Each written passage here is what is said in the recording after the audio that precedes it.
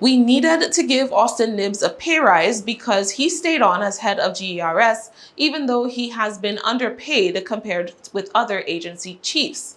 That was the argument made by Ronald Russell, the Government Employees Retirement System board member, who raised the motion to increase the salary of the GERS CEO by $70,000 from $180,000 to $250,000 annually, plus allowances and other benefits. Russell defended the need for the GERS head to earn more during a recent meeting of the Board of Trustees. I had an understanding that Mr. Nibbs wanted to leave the position much earlier for retirement, and at the urging of the chair and the members, he extended his contract at least 2 or 3 times. I don't have the exact amount of times. He extended that contract because our search for a replacement just simply failed. And we could not find a replacement for Mr. Nibbs. And we asked him to stay on, and he graciously accepted it.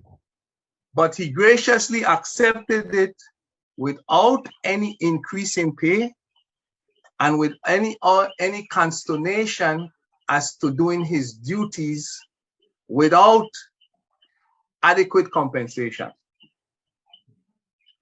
So we reached to 2022 and we still cannot find somebody to replace Mr. Nibbs after several attempts.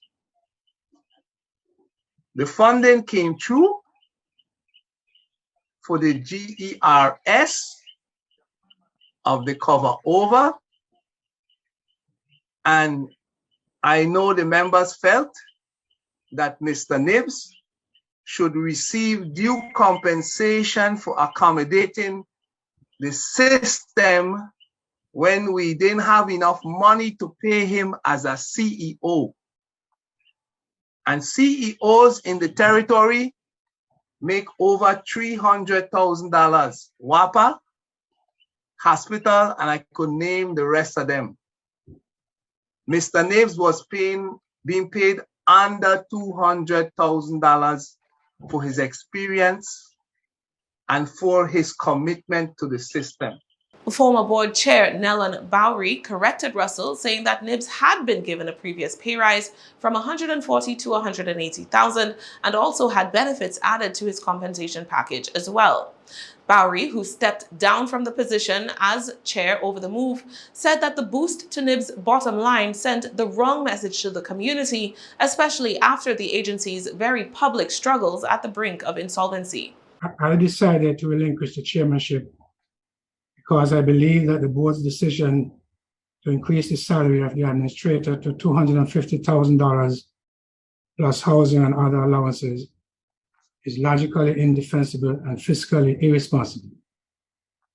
It is significantly more than the incumbent administrator had asked for, and more still than he had been willing to accept.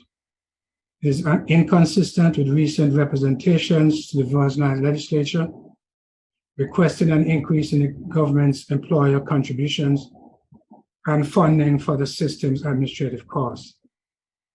It contradicts and it undermines our argument that the system is not yet financially ready to reinstate the member loan program.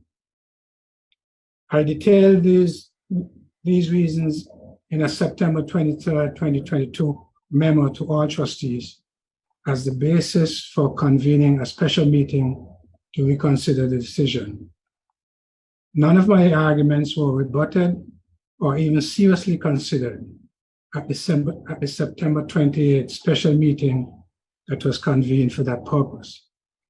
Instead, the board emphatically reaffirmed its original decision. The vote was 5 in favor, 1 against, which was me, and 1 absent.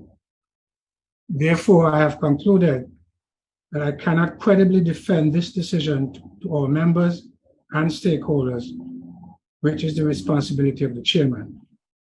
hence my decision to relinquish the chair. Since the decision was made public, the GERS Board of Trustees has received scathing criticism from legislators who took umbrage at the board's decision to boost the pay of the man at the top as one of the first moves following the first two capital injections meant to stabilize the system.